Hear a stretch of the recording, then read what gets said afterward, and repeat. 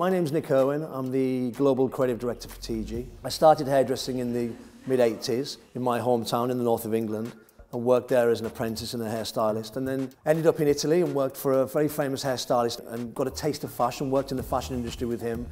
I returned to the UK and in the 90s joined Tony & Guy, and that was a great time in my life where I really learned how to be part of a very successful creative team at the time. And then towards the end of the 90s I left and became a session stylist, and that gave me a real taste for the fashion world and understanding how hair plays such an integral part of what goes on in both editorially and on fashion shows, etc.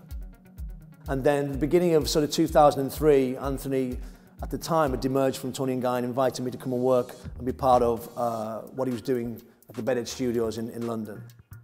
It was really a no-brainer for me to come and work with him. I'd felt I'd missed that sort of camaraderie and that kind of brotherly thing that we had at Tony & Guy. It was really then, I think, that our relationship got very, very strong. We had the same creative sort of energy and love and passion for what we were doing. And it allowed us to work together and build a new creative team that would then become the TIGI International Creative Team as it is now.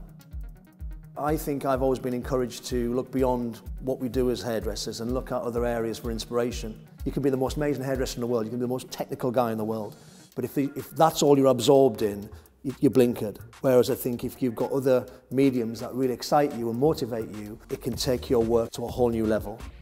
For instance, musically, I DJ and I've been part of that world for a good 20 years. And that really heavily influences me with new trends that are coming through with music and the way things are put together. I'm into the arts, you know, I like to travel, and when I travel around the world, I like to go and see exhibitions, see what's happening out there. And I think those areas are important, looking at what other people are doing in different parts of the arts that I think we're linked to as an industry. Don't ever get complacent with when you get to a certain level and think that's it. You've got to think beyond it, and how do you push that forward? One thing that we do very successfully at TIGI is we critique each other's work, because in order for you to take it to the next level, you've got to understand how it can be moved into different directions and not just a stationary thing that you see through your one vision.